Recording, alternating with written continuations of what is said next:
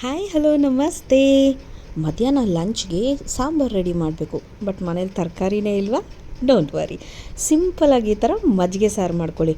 ಮಾಡೋದಕ್ಕಂತೂ ಸಖತ್ ಸಿಂಪಲ್, ಖಾರವಾಗಿ ಟೇಸ್ಟ್ ಅಂತೂ ಸೂಪರಾಗಿರುತ್ತೆ. ಸೊ ಏನೇನು ಬೇಕು ನೋಡ್ಕೊಳ್ಳೋಣ. ನಾನಿಲ್ಲಿ ಸಾಸಿವೆ, ಜೀರಿಗೆ, ಸ್ವಲ್ಪ ಕಾಳು ಮೆಣಸು ಮತ್ತು ಜಿಂಜರ್ ಗಾರ್ಲಿಕ್ ಪೇಸ್ಟ್. ನಾನಿದು ಮನೇಲೇ ಮಾಡಿರೋ ಜಿಂಜರ್ ಗಾರ್ಲಿಕ್ ಪೇಸ್ಟ್. ನಿಮಗೆ ರೆಸಿಪಿ ಬೇಕು ಅಂದರೆ you can just text me.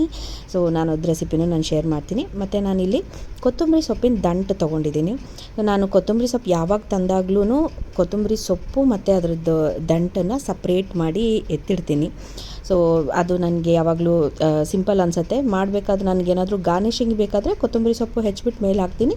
ಇಲ್ಲ ರುಬ್ಬೋ ಮಸಾಲೆ ಏನಾದರೂ ಇದ್ದರೆ ಈ ಥರ ದಂಟನ್ನು ನಾನು ಹಾಕಿ ರುಬ್ಕೋತೀನಿ. ಮತ್ತು ನಾನಿಲ್ಲಿ ಕರಿಬೇವು ಸೊಪ್ಪು, ಹಸಿಮೆಣ್ಸಿನ್ಕಾಯಿ ಮತ್ತು ಸ್ವಲ್ಪ ಉಪ್ಪು ತೊಗೊಂಡಿದ್ದೀನಿ. ನಾನಿಲ್ಲಿ ಕಲ್ಲುಪ್ಪು ಯೂಸ್ ಮಾಡ್ತಿದ್ದೀನಿ. ನೀವು ಬೇಕಿದ್ದರೆ ನೀವು ಯಾವ ಸಾಲ್ಟ್ ಯೂಸ್ ಮಾಡ್ತೀರಾ ಅದನ್ನು ಹಾಕ್ಕೊಬೋದು. ನಾನಿಲ್ಲಿ ಕಲ್ಲುಪ್ಪನ್ನು ಹಾಕಿ ಆಮೇಲೆ ಟೇಸ್ಟಿಗೆ ಬೇಕಾದರೆ ಸ್ವಲ್ಪ ಟೇಬಲ್ ಸಾಲ್ಟ್ ಹಾಕಿ ಅಡ್ಜಸ್ಟ್ ಮಾಡ್ಕೋತೀನಿ. ನಿಮಗೆ ಎಷ್ಟು ಬೇಕಾಗುತ್ತೆ ಎಲ್ಲ ಇಂಗ್ರೀಡಿಯೆಂಟು ನೀವು ನೋಡಿಕೊಂಡು ಹಾಕ್ಕೊಳ್ಳಿ. ಮೆಣಸಿನ್ಕಾಯಿ ಇರ್ಬೋದು ಅಥವಾ ಉಪ್ಪು, ಇದೆಲ್ಲದನ್ನು ಸೇರಿ ನಾವು ರುಬ್ಕೊಬೇಕು. ಸೊ ನಾನು ಒಂದು ಮಿಕ್ಸಿ ಜಾರಿಗೆ ಎಲ್ಲ ಒಂದು ಮಸಾಲೆ ನಾನು ಏನೇನು ತೊಗೊಂಡಿದ್ದೀನಿ ಸಾಮಾನು, ಎಲ್ಲದನ್ನು ಹಾಕಿ ರುಬ್ಕೋತೀನಿ. ನಂತರ ನೀವು ಕೊಬ್ಬರಿ ಹಾಕೋದನ್ನು ಮಾತ್ರ ಮರಿಬೇಡಿ. ಸೊ ನಾನಿಲ್ಲಿ ಹಸಿ ಕೊಬ್ಬರಿಯನ್ನು ಹೆಚ್ಚಿ ಹಾಕೋತಾ ಇದ್ದೀನಿ. ನೀವು ಬೇಕಾದರೆ ತುರಿದಿರೋ ಕೊಬ್ಬರಿ ಇದ್ದರೆ ತುರಿದಿರೋ ಕೊಬ್ಬರಿ ಆದರೂ ಹಾಕಿ, ಇಲ್ಲ ಅಂದರೆ ಒಣ ಕೊಬ್ಬರಿನೂ ಹಾಕ್ಕೊಬೋದು. ಇಲ್ಲ ಈ ಥರ ಪೀಸಸ್ ಮಾಡಿ ಹಾಕಿ ಚೆನ್ನಾಗಿ ರುಬ್ಕೊಳ್ಳಿ. ಈ ಥರ ನೈಸಾಗಿ ಪೇಸ್ಟ್ ಆಗಿರಬೇಕು. ಸೊ ಈಗ ಇದೆಲ್ಲದನ್ನು ಒಂದು ಮಿಕ್ಸಿನ ಬೌಲಿಗೆ ನಾವು ನಾನು ಆ್ಯಕ್ಚುಲಿ ಮಜ್ಜಿಗೆ ಇಲ್ಲ ನನ್ನ ಹತ್ರ, ಸೊ ನಾನು ಮೊಸರನ್ನು ಹಾಕಿ ಮಾಡ್ಕೋತಿದ್ದೀನಿ. ನಿಮ್ಮ ಹತ್ರ ಕಡ್ದಿರೋ ಮಜ್ಜಿಗೆ ರೆಡಿ ಇದ್ದರೆ ನೀವು ಆ ಮಜ್ಜಿಗೆ ಹಾಕಿ ಆದರೂ ಈ ಸಾಂಬಾರನ್ನ ಮಾಡ್ಕೊಬೋದು. ಸೊ ನೋಡಿ, ನಾನು ಮೊಸರು ಹಾಕೋತಿದ್ದೀನಿ. ಎಷ್ಟು ಗಟ್ಟಿ ಮೊಸರು, ಸೂಪರಾಗಿದೆ ಅಲ್ವಾ?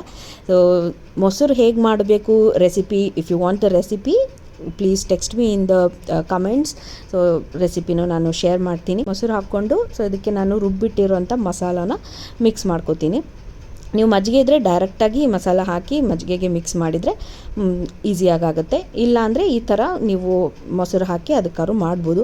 ಇಲ್ಲ ನೀವು ಸ್ವಲ್ಪ ದೊಡ್ಡ ಮಿಕ್ಸಿ ಜಾರ್ ತೊಗೊಂಡು ಅದಕ್ಕಾದ್ರೂ ಫುಲ್ಲು ಒಂದೇ ಸರಿಗೆ ಮೊಸರು ಅದಕ್ಕೆ ಹಾಕಿ ನೀವು ಮಿಕ್ಸಿನೂ ಮಾಡ್ಕೊಬೋದು. ಎನಿವೇ ನಿಮ್ಗೆ ಹೇಗೆ ಈಸಿ ಅನಿಸುತ್ತೆ you can try it in that way. So mixie ಜಾರನ್ನ ಹಾಕಿಬಿಟ್ಟು ವೇಸ್ಟ್ ಮಾಡಬೇಡಿ. ಮತ್ತು ಅದಕ್ಕೆ ಸ್ವಲ್ಪ ನೀರು ಹಾಕಿ ಅದನ್ನು ನಾನು ಯೂಸ್ ಮಾಡ್ಕೋತೀನಿ. ಸೊ ನೀವು ಹಾಗೆ ಮಿಕ್ಸಿ ಜಾರ್ಗೆ ಸ್ವಲ್ಪ ನೀರು ಹಾಕಿ ಅದನ್ನು ಹಾಕ್ಕೊಳ್ಳಿ.